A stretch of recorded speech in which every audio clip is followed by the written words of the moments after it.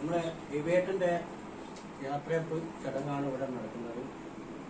അതിൽ നമ്മുടെ കുടുംബ ഷാപ്പിൽ നിന്ന് പിരിഞ്ഞ് ആ ഷാപ്പ് ക്യാൻസലായപ്പോഴാണ് ആ ചടങ്ങ് ഇവിടെ മാങ്ങാ ഷാപ്പിലേക്ക് എത്തിയത്.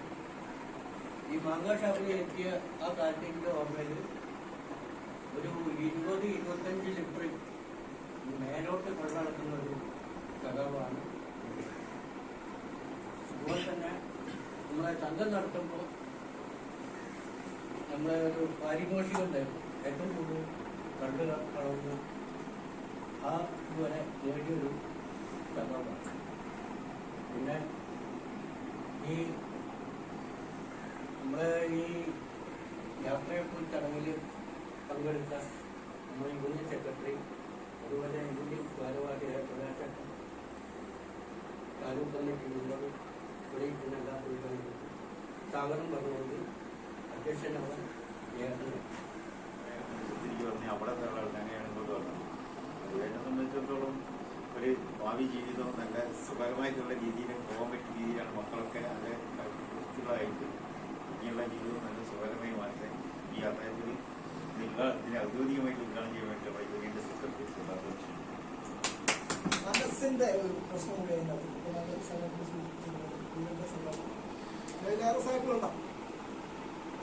ഒരാൾക്കൊരു പ്രശ്നം നേരിട്ടാൽ ആ തൊഴിൽ എന്ത് എന്ന് തിരിച്ചറിഞ്ഞാൽ നിലനിർത്തി കൊണ്ടുപോകുന്നതിന് തന്റേതായ ഒരു പങ്ക് വഹിക്കുക എത്ര അവർക്ക് സാധ്യമാകുന്നു എന്നുള്ളതാണ്. ഒരു പുറകോട്ട് വലിച്ച് അത് നമ്മുടെ വ്യവസായത്തിന് തീർത്തും ഗുണകരമാണ്. അപ്പൊ അതുകൊണ്ടൊക്കെ സംഭവിക്കും. എന്റെ നാട്ടിൽ എന്റെ പാപ്പന്റെ 2 മക്കൾ കൊയിലാണ്ടിക്ക് കിട്ടിയാണ്. അവരോട് വോട്ട് അവസാനമാകുമ്പോൾ ഒരു മാസക്കാട് നിർത്തിയിട്ട് പോരുകയാണ്. കാരണം പകരം കയറാൻ ആളില്ല, കാര്യങ്ങൾ നടക്കും വേണമല്ലോ. അപ്പൊ എന്തെങ്കിലും വിശേഷ അത്യാവശ്യ കാര്യങ്ങൾ ഉണ്ടെന്നുണ്ടെങ്കിൽ മാത്രം ഓരോ ദിവസത്തേക്ക് ഇങ്ങനെ ആരെങ്കിലും ഏർപ്പാടാക്കി ബാക്കി ഇങ്ങനെ വോട്ട് അവസാനം പൊതുവെ കളഞ്ഞു പോയി വോട്ട് അവസാനം വണ്ടി പോയി. അപ്പൊ അതവിടെ നിർത്തി വെച്ചിട്ട് കാര്യങ്ങളൊക്കെ നിർവഹിച്ചിട്ട് തിരിച്ചു പോകും. അങ്ങനെ ആയിക്കൂടാ. ഉള്ളത് മുന്നോട്ട് പോകുന്നിടത്തോളം കാലം അതെല്ലാവരും ഒരു സഹവർത്തിലൂടെ മനുഷ്യനാണ്. എല്ലാവർക്കും ഏതെങ്കിലും തരത്തിലുള്ള ബുദ്ധിമുട്ടുള്ള കാര്യങ്ങൾ നമ്മൾ നിരന്തരം നേരിട്ടിട്ടുണ്ട്. അപ്പൊ അതിനെല്ലാം തരണം ചെയ്ത് പോകാൻ കഴിയുന്ന ഒരു തലത്തിലേക്ക് നമുക്ക് മാറാൻ വേണ്ടി കഴിയാൻ ഇതിനകത്ത് പരിചയവും വിജയം പറഞ്ഞു. ഉത്പാദനം നല്ല രീതിയിൽ ഉണ്ടാക്കുക, സംഘടന പറയുന്ന കാര്യങ്ങൾ കൃത്യമായി ചെയ്യാം, സംഘടനാ പ്രവർത്തനത്തിൽ സജീവതയായ എന്നൊക്കെ പറഞ്ഞാൽ ചില ആളുകൾക്ക് മാത്രം. എല്ലാവരും ഉത്പാദനം ഉണ്ടാക്കുക വലിയ വ്യാപാരിക്കും സംഘടനാ പ്രവർത്തനമൊക്കെ പറയുമ്പോൾ അത്ര യൂണിക്കുക. അത് രണ്ടുള്ളതാണ്. പിന്നെ നമ്മുടെ വ്യവസായം പരമ്പരാഗത വ്യവസായങ്ങളിൽ വലിയ പ്രതിസന്ധിയോടെ മുന്നോട്ട് പോയിക്കൊണ്ടിരിക്കുകയാണ് വ്യവസായം. അപ്പം സെക്രട്ടറി പറഞ്ഞു. എന്നാൽ ഇതിനൊരു കാലഘട്ടം ഉണ്ടായിരുന്നു. ആ കാലഘട്ടം ഉണ്ടായിട്ട് കേരളത്തിലാണ് തൊഴിലാളിക്ക് ഇങ്ങനെ ആനുകൂല്യങ്ങളും അവകാശങ്ങളും ഒക്കെ. ഇപ്പൊ പാലക്കാട് അങ്ങോട്ട് വിട്ടാൽ തമിഴ്നാട്ടിന്റെ ഭാഗത്ത് കർണാടകയിലൊക്കെ പോയി തെറ്റിയ ആളുകൾ ഞങ്ങളെ ഉമ്മത്ത് ഷാപ്പിൽ തൊഴിലൊക്കെ ഉണ്ടെങ്കിൽ അവിടെ ഈ പശുവിന്റെ കറന്നിട്ട് പാൽ കൊണ്ടു കൊടുക്കുന്നത് പോലെയാണ്. നിങ്ങൾ തെങ്ങിട്ട് ഞങ്ങളൊക്കെ പോയി. എന്നാൽ കേരളത്തിലൊരു മാറ്റം. കേരളത്തിലെ എല്ലാ അവകാശാനുകൂല്യങ്ങളും അതൊരു സമര പോരാട്ടത്തിൽ സംഘടന അന്ന് അതിനനുസരിച്ച് ഒരു വ്യവസായം നടത്തുമ്പോൾ ആ വ്യവസായത്തിന്റെ ലാഭവിഹിതത്തിന് ഇത്ര വിഹിതം തൊഴിലാളിക്ക് കൊടുക്കണം എന്നതൊക്കെയാണ്. ഒരു ചെല്ലുപരല്ല വ്യവസായം കൂട്ടിക്കൊണ്ട് അങ്ങനെയല്ല. ഒരു വ്യവസായത്തിന്റെ ലാഭവിഹിതത്തിന്റെ ഇത്ര ശതമാനം തൊഴിലാളികൾക്ക് കൊടുക്കണം എന്ന രീതിയിൽ ആ അവകാശം ചോദിച്ചു വാങ്ങിക്കൊണ്ടാണ് ഇന്ന് എന്താണ് ബിസിനസ്സിനെ പുറത്തുകൊണ്ട് അത് നമ്മളെ മാത്രം പ്രതിസന്ധിയാണ്. 2 ആമക്കളാണ്. അവരെ ഇതൊക്കെ കഴിഞ്ഞതൊക്കെ ഈ വ്യവസായത്തിൽ നിന്ന് കിട്ടിയ ഒരു മുതൽക്കൂട്ടിന്റെ മിച്ചം വന്ന പൈസയിൽ നിന്നാണ്.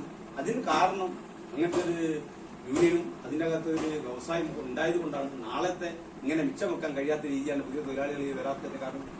ഇന്ന് നമ്മൾ ഇതൊക്കെ ജീവിച്ചു പോകും, നാളെ ഇങ്ങനെ മിച്ചം വെക്കാൻ കഴിയില്ല എന്നുള്ള രീതിയിലേക്ക് വരാം. എങ്കിലും നിത്യവും ഒരു തൊഴിൽ 360 ദിവസം പണിയെടുക്കാൻ പറ്റിയൊരു വ്യവസായം ഇതേ ഉള്ളൂ.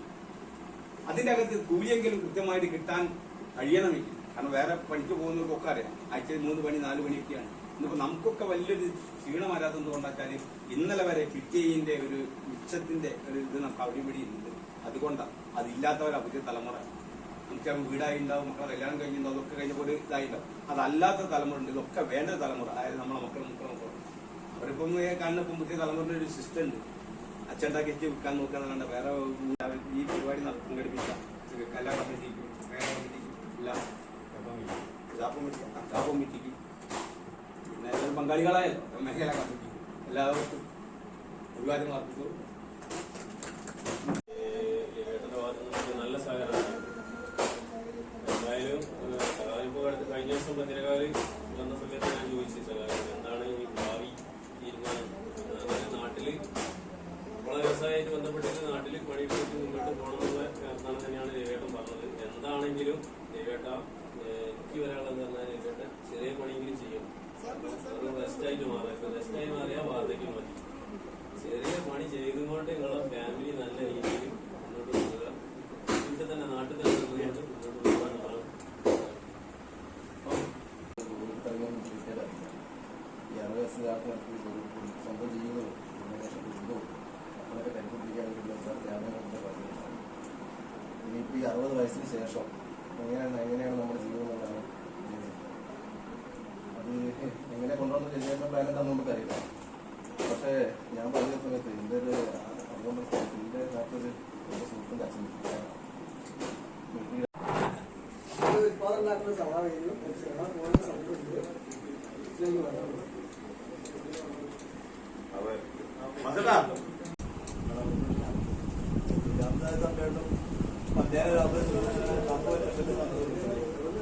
അങ്ങനെ രവിയേട്ടനായിട്ട് പരിചയപ്പെടും. പുതിയ തെങ്ങിട്ടാനൊക്കെ ഞങ്ങൾ കാണിച്ചു കൊടുത്തിട്ട് അങ്ങനത്തെ ബന്ധമാണ്. എന്തായാലും പോണേര് പറഞ്ഞു ഞമ്മക്ക് എനിക്ക് വിദേശം ഭയങ്കര ഉള്ള കാര്യം പറയില്ല. ഞങ്ങൾ മൂന്നാൾ അത്രയും സൗഹാർദ്ദമായിട്ട് ഞാൻ തന്നെ ഒരു 6 മണിക്ക് എടുത്ത് വണ്ടിയുടെ വിളിച്ചിട്ടുണ്ട് കണ്ണു. അപ്പോൾ രവിയേട്ടനെ വിളിച്ച് വാഞ്ഞപ്പം തന്നെ 6 മണിക്ക് വീട്ടിലെത്തി. അത്ര ഇതാണ് വളരെ ഭയങ്കര വിഷമമുണ്ട്. ഉപകാര സമർപ്പണം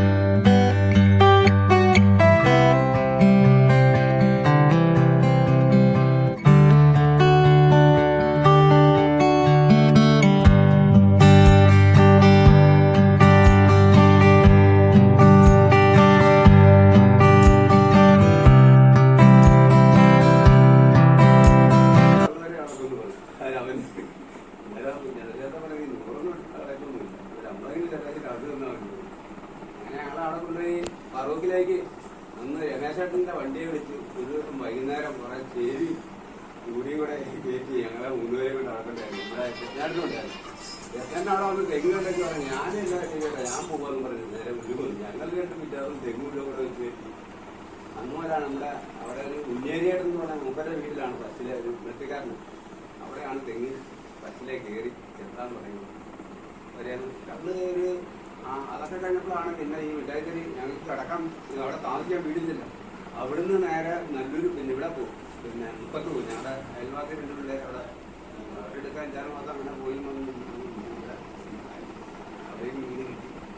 അവിടെ 4 വർഷം അതുകൊണ്ട് അമ്പലത്തിൻ്റെ ശിവന്റെ ആ പേരിന് നേരെ പറയുന്നത് നായർ സഭയിൽ ഒരു വീട് വന്നു. ആ പുള്ളി എടുത്തൊരു 4 വർഷം കഴിഞ്ഞാണ്.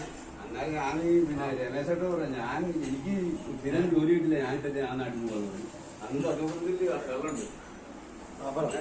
വേറെ ആരെങ്കിലും പറയും അയ്യോ എനിക്ക് പിന്നെ ചെത്താൻ സമയം ഉണ്ടായില്ല എന്ന് പറയും. പാസ്വേട്ടൻ പോയിട്ട് പാസ്വേട്ടിന്റെ വിശേഷം പറയാം നിങ്ങൾ എപ്പോൾ വേണമെങ്കിലും വന്നാൽ മതി. നിങ്ങൾ ചെത്തുന്ന കാര്യത്തിൽ നിങ്ങൾ ആ കാര്യം പ്രശ്നമൊന്നും ഇരിക്കണ്ട, ഇവിടുത്തെ കാര്യം ഞങ്ങൾ നിൽക്കണം. അങ്ങനെ ഒരു കൂട്ടായ്മ നമുക്ക് എങ്ങും കിട്ടുന്നില്ല. എന്തായാലും ഇവിടെ ഇപ്പം ഈ നമ്മുടെ മാങ്കാവ് ഷാപ്പിൽ വന്നാലും അങ്ങനെ ഒരു കൂട്ടായ്മ വരുന്നില്ല. അങ്ങനത്തെ ഒരു കൂട്ടായ്മ ഉണ്ടെങ്കിൽ നമുക്ക് അങ്ങോട്ടൊരു പരസ്പരം സഹായിച്ചെങ്കിൽ ഈ ചെത്തെന്ന് പറയുന്ന സംഭവം മുന്നോട്ട് കൊണ്ടുവരാൻ പറ്റും. അല്ലാതെ ഇത് നമ്മൾ വൈരാഗ്യത്തിൻ്റെ രീതിയിൽ കാണുകയും ചെയ്തിട്ടൊന്നും ഒരു കാര്യമില്ല. പിന്നെ എല്ലാവരും ഒക്കെ ആയിട്ട് നല്ല സഹകരണത്തോടുകൂടി ഇന്ന് വരെ പോയിട്ടുണ്ട്. നമ്മുടെ കയ്യിൽ നിന്ന് എന്തെങ്കിലുമൊക്കെ തെറ്റുകുറ്റങ്ങൾ വന്നിട്ടുണ്ടെങ്കിൽ ക്ഷമിക്കുന്നത് നമുക്ക് പറയാനുണ്ട്. യഥാർത്ഥത്തിൽ എല്ലാവർക്കും നന്ദി. സെക്രട്ടറി അപ്പോൾ തൊഴിലാളികളെ അതിഥിയായിട്ട് ഞാൻ ഈ ഷാപ്പ് എത്താൻ വരുമ്പോൾ വിജയേന്ദ്രൻ അനി പിന്നെയാണ് വ്യാഴാഴ്ച ഉടുമ്പറ ഷാപ്പുമായിട്ട് ബന്ധപ്പെട്ടപ്പോൾ തിരിച്ചുകൊണ്ട് അന്ന് മുതൽ ഇന്ന് വരെ ഇതൊരു ബന്ധമാണ്. അത് ചെറിയ കഴിഞ്ഞാൽ